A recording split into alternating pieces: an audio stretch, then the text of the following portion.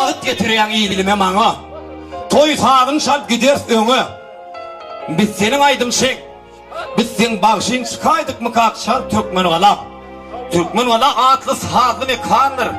Eğer barar olsanız aslını sorak. Serhoş olun, bunun serhoş adamlar.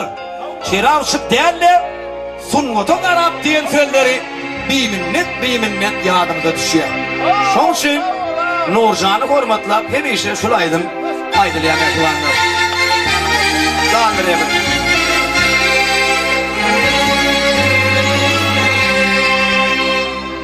Hey Osman! Osman! İneri gittim. Zemin çövrülü.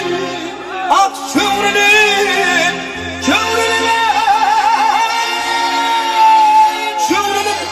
Hiç tadım bulmadı da seni çayladı. Çayladım da Allah Allah çayladım.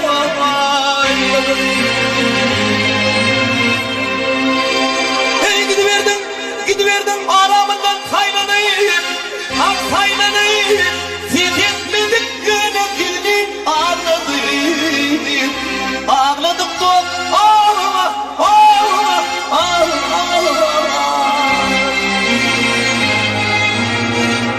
At kadamın değerlin, halk artist değerlin.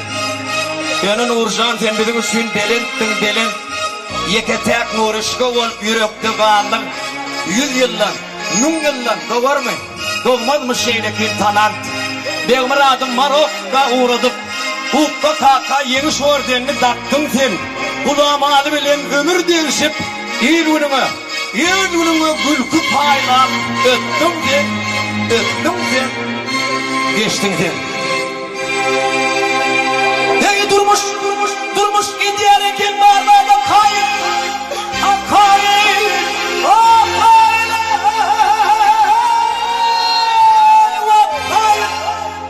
Gündüm oradan doğup batıp durma. Batıp durma.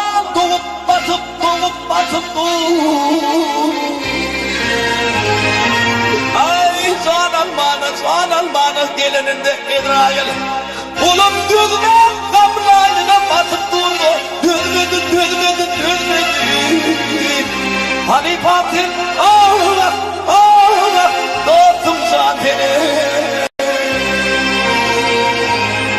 Kâvirleri Nur eydiye.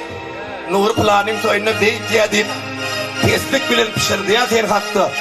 Şol değer mühim adı unutup gülkü şaatlık oyanların kursoktu. İnni böyle yetirdi Nurcan önen son.